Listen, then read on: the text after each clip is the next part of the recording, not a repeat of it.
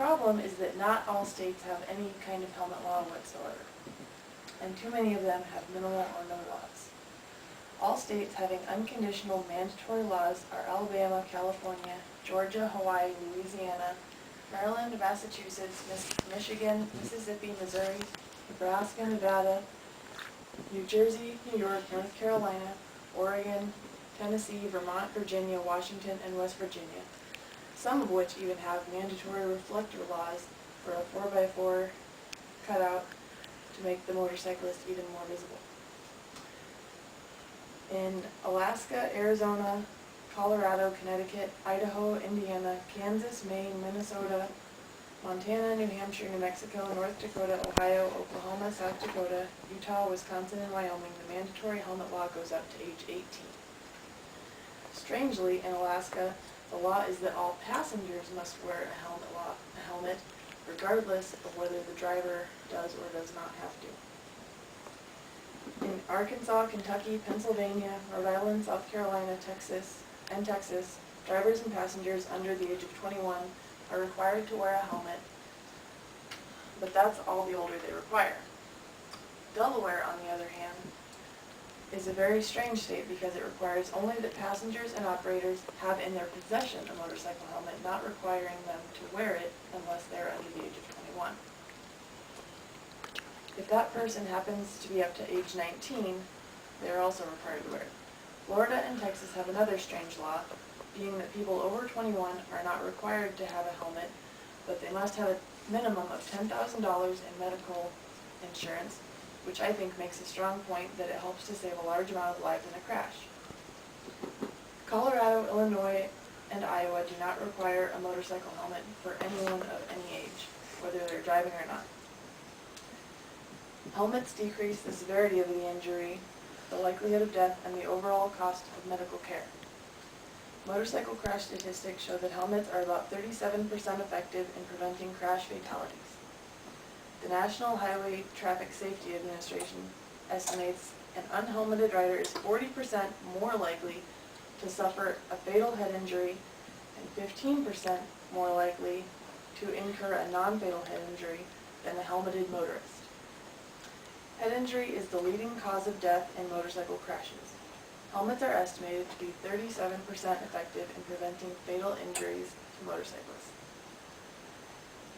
Motorcyclists are more prone to crash injuries than car occupants because motorcycles are unenclosed, leaving riders vulnerable to contact with hard road surfaces, along with the fact that they are required to balance on the motorcycle. Helmets are the principal countermeasure for reducing crash-related head injuries, the leading cause of death among unhelmeted riders. You might ask, how effective are helmets? Helmets decrease the severity of head injuries, which the NHTSA estimates that motorcycle helmets reduce the likelihood of crash fatality by 37%. In the event of a crash, unhelmeted motorcyclists are 3 times more likely than helmeted riders to suffer traumatic brain injuries. Are there drawbacks to helmet use? A study reported in the Annals of Emergency Medicine in 1994 1,153 motorcycle crashes in 4 Midwestern states and determined that helmets reduce head injuries without an increased occurrence of spinal injuries in motorcycle trauma.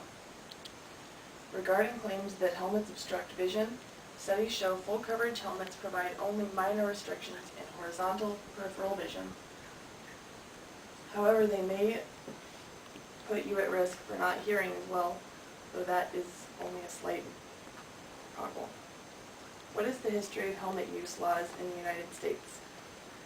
In 1967, the federal government began requiring states to enact motorcycle helmet laws to qualify for certain federal safety program and highway construction funds. In 1975, all but 3 states mandated helmets for all motorcyclists. Between 1976 and 1978, 20 states weakened their helmet use laws to apply only to young riders, usually those younger than age 18. 8 states repealed helmet use requirements for all motorcyclists. How do helmet laws affect helmet use? Based on studies of the effects of states' enactment, repeal, or weakening of universal helmet laws, use approached 100% when all motorcyclists were required to wear helmets, compared with about 50% when there was no helmet law or a law applying to some riders. In states without such laws, helmet use was 53% in 2002 and 54% in 2008. Based on helmets judged to be compliant with federal safety regulations, use was 73% in 2002 and 73% in 2008 among motorcyclists in states with universal helmet laws. How do helmet laws affect motorcyclist death and injuries? Death rates were lowest in states with helmet laws that cover all riders. Rates in states with helmet laws that cover only some riders were lower than those in states with no helmet law, but not as low as rates in states with helmet laws that cover all riders. Some examples of helmet laws and their effect on helmet use and death injury rates. California's helmet use law covering all riders took effect January 1st in '92.